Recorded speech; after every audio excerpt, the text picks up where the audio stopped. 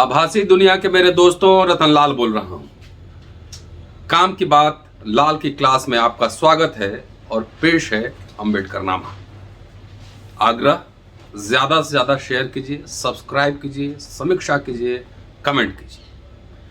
आज इस एपिसोड में मैं आपको यह बताने जा रहा हूं कि डॉक्टर अंबेडकर ने कब कहा था और क्यों कहा था कि छात्रों का राजनीति में हिस्सा लेना, दिलचस्पी लेना शिक्षा का पतन है।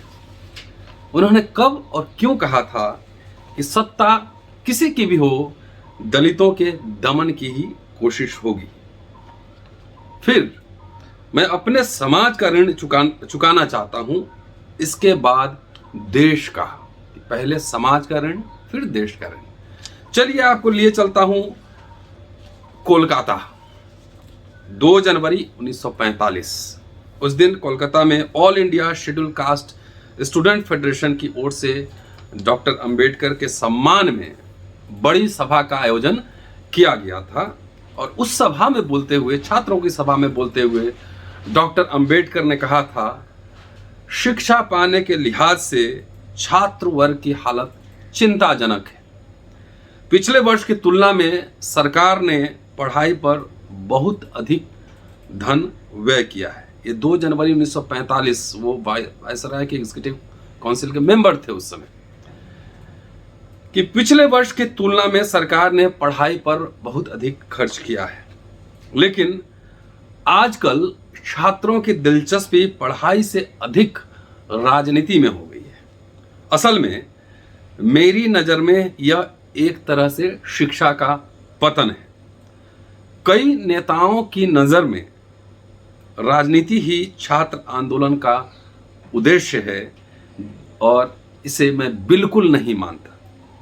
अखिल भारतीय विद्यार्थी परिषद, जो उस समय कांग्रेस की स्टूडेंट विंग थी, कांग्रेस के प्रस्तावों को समर्थन करने तक सीमित हो गई है। उनके चर्चा विषयों में कोई नवीनता नहीं रही। इसलिए राजनीति से अलग रहने के लिए अपना अलग अलग संगठन बनाना चाहिए। अखिल भारतीय छात्र फेडरेशन के साथ अपने संबंध अस्पृश्य छात्र छोड़ दें और छात्र जीवन के नजरिए से बेहद महत्वपूर्ण सवालों पर अत्यधिक ध्यान दें। ये 2 जनवरी 1945 से 4 जनवरी को कोलकाता में शेड्यूल कास्ट फेडरेशन के मुख पत्र की शुरुआत हुई थी, जिसका विमोचन, जिसका लोकार्पण डॉक्टर अंबेडकर के हाथों हुआ था और उसका नाम था पीपल्स हेराल्ड। इस अवसर पे डॉक्टर अंबेडकर ने महत्वपूर्ण भाषण दिया था कि अखबार की क्या भूमिका होती है और उनका समाज और देश के प्रति क्या कर्तव्य है। उन्होंने कहा कि कांग्रेस की राजनीति का इतना अधः पतन हुआ है कि गांधी जी के बाद कांग्रेस के कई टुकड़े होते हुए हम देखेंगे। राजनीतिक और नैतिक नजरिए से हमारे अस्पृश्य समाज का पक्ष ही प्रबल रहेगा आने वाले भविष्य में। हमारी पार्टी के बारे में विरोधियों की ओर से जानबूझकर गलतफहमियां फैलाई जाती हैं। केवल कुछ एक नौकरियों और 2 टुकड़े रोटी के लिए हमारी लड़ाई चल रही है। यह हम पर किया जाने वाला आरोप मूर्खतापूर्ण है, उसमें कोई दम नहीं। असल में हमारे देश में स्वतंत्रता, समता और बंधुत्व, इन सिद्धांतों के लिए अस्पृश्य समाज का पक्ष असली जंग लड़ रहा है। और इस मामले में हमारे पक्ष के सिद्धांत केवल अस्पृश्य समाज के मसले हल करना नहीं है, बल्कि पूरे समाज के मसले को हल करना है। आगे कहते हैं कि कांग्रेस की राजनीति में हमें इन बातों का पूरा अभाव दिखाई देता है। देश की आजादी का कांग्रेस दावा करती है, लेकिन उसका यह दावा ढोंग है। खालिस आजादी या समता के लिए कांग्रेस कभी नहीं लड़ेगी। कांग्रेस की आजादी में हम अपनी आजादी की उम्मीद नहीं पाल सकते। सामाजिक, राजनीतिक और आर्थिक समता कभी नहीं होगी। हमारे साथ बंधु भाव का बर्ताव कभी नहीं होगा।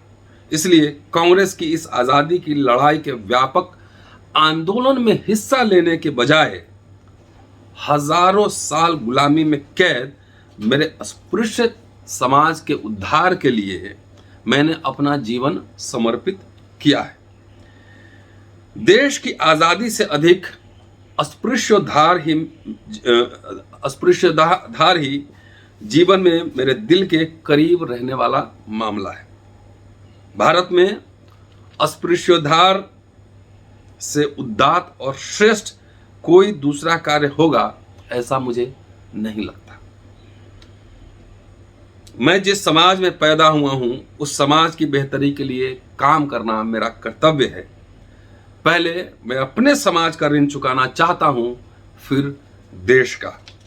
मेरा यह जीवन कार्य उदात्त है और इसमें मुझे कोई शक नहीं, बहुत महत्वपूर्ण है, पायस है, इसमें कोई शक नहीं। देश के लाखों करोड़ों दीन दुखियारे दमित लोगों का खून चूस कर उसके मेहनत पर मजे करने का हिंदू लोगों का षड्यंत्र है। ऐसे पूंजीपति छैलों के हाथों देश की आज़ादी अगर जाने वाली है तो उस आज़ादी का हमें और देश की जनता के लिए कोई मतलब नहीं। पूंजीपति छैलों, आज देखिए देश में क्या हो रहा है, क्या पूंजीपति क्या कर रहे हैं, किसके हाथ में जा रहा है। तो आज दल बदल गया है लेकिन सिद्धांत वही है जो अंबेडकर 45 में ये बात कह रहे थे। हिंदुओं के हाथ अगर देश की सत्ता जाए तो वह अस्पृश्य समाज और दुखी परेशान लोगों का ज्यादा दमन करने की ही कोशिश करेंगे, इसका मुझे पक्का यकीन है। इसलिए हमें अभी से सावधान रहना जरूरी है। इस समय हमने अपना संगठन मजबूत नहीं किया तो अमेरिका के संविधान में निग्रो लोगों का जो हाल है ऐसा ही हाल हमारा होने वाला है। इस बात पर हम में से हर एक को यकीन करना चाहिए। अमेरिका का वहां उस समय ब्लैक्स को राइट नहीं थे, उसका हवाला दे रहे हैं। अमेरिका जैसे उन्नत राष्ट्र में 20वीं सदी में भी निग्रो लोगों के अधिकारों का कोई स्थान नहीं है।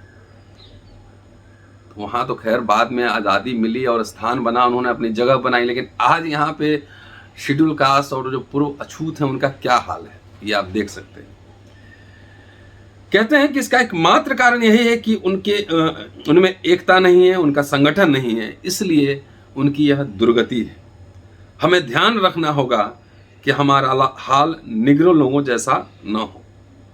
इसका एक ही उपाय है कि हर कोई, छोटे बड़े, महिला पुरुष, सब शेड्यूल कास्ट फेडरेशन के झंडे के नीचे संगठित हो। आपस में मिलकर हम अभेद संगठन खड़ा करेंगे तो अपने हकों की रक्षा कर हिंदुओं के सभी वार को आसानी से निरस्त कर सकेंगे। इसके बाद डॉक्टर अंबेडकर जीवन में अखबारों की जो भूमिका है उस पर भी कुछ बात कहते हैं, मैं वो सुनाता हूँ आपको। कहते हैं कि आज के युग में अखबारों का स्थान बहुत महत्वपूर्ण है कि अपने पक्ष के प्रचार के लिए अन्य पक्ष हजारों रुपए खर्च कर अखबार चलाते हैं। अपने राजनीतिक और नैतिक विचार लोगों तक पहुंचाने के लिए तथा चुने हुए प्रतिनिधियों द्वारा किए गए कार्य की जानकारी देने के लिए अखबारों की आवश्यकता है। अपने आंदोलन का नजरिया लोगों तक पहुंचाने के लिए आज हमें हर प्रांत में अखबार चलाने की जरूरत है। इस प्रकार अस्पृश्य समाज को यहाँ से शुरू हो रही पीपल्स हेराल्ड साप्ताहिक पत्रिका हमारे विचारों को निर्भीकता से लोगों के सामने रखने का काम करेगी, इसका मुझे पूरा भरोसा है। मेरी मनोकामना है कि पीपल्स हेराल्ड की उत्तरोत्तर प्रगति हो। तो अंबेडकरनामा एक अखबार भी है, आपसे कोई सब्सक्रिप्शन चार्ज नहीं ले रहा हूँ कुछ नहीं ले रहा हूँ, सिर्फ समय निकालना है और फ्री ऑफ कॉस्ट। काम की बात, ज्ञान की बात, जितना मन है उतना लीजिए, नहीं है तो छोड़ दीजिए, लेकिन ये काम की बात यहाँ हो रही है इसलिए। और ये जो मैंने रेफरेंस दिया है आप चले जाइए वॉल्यूम 39 पेज नंबर 422 से लेकर 424 में आपको ये सारे रेफरेंस मिलेंगे। तो keep watching and sharing Ambedkarnama. और उस समय अखबार भी 5,000 लोग लेते होंगे, नहीं लेते होंगे ये मैं नहीं जानता, लेकिन अगर आप चाहेंगे तो लाखों लोग अम्बेडकरनामा को फ्री ऑफ कॉस्ट सुन सकते हैं। घर घर पहुंचाइए, जन जन पहुंचाइए, आपकी भी जिम्मेदारी है। शुक्रिया साथियों, अगले एपिसोड में फिर मुलाकात होगी, लेकिन उससे पहले मोबाइल उठाइए, एक वीडियो बनाइए कि अम्बेडकरनामा के बारे में आप क्या सोचते हैं, और lalratan72@gmail.com पर भेज दीजिए। 1 साल पूरा होने वाला है। इस उपलक्ष्य में आपके सब वीडियोस को मर्ज करके अम्बेडकरनामा पे जारी करेंगे। शुक्रिया साथियों, जय भीम, फिर मुलाकात होगी।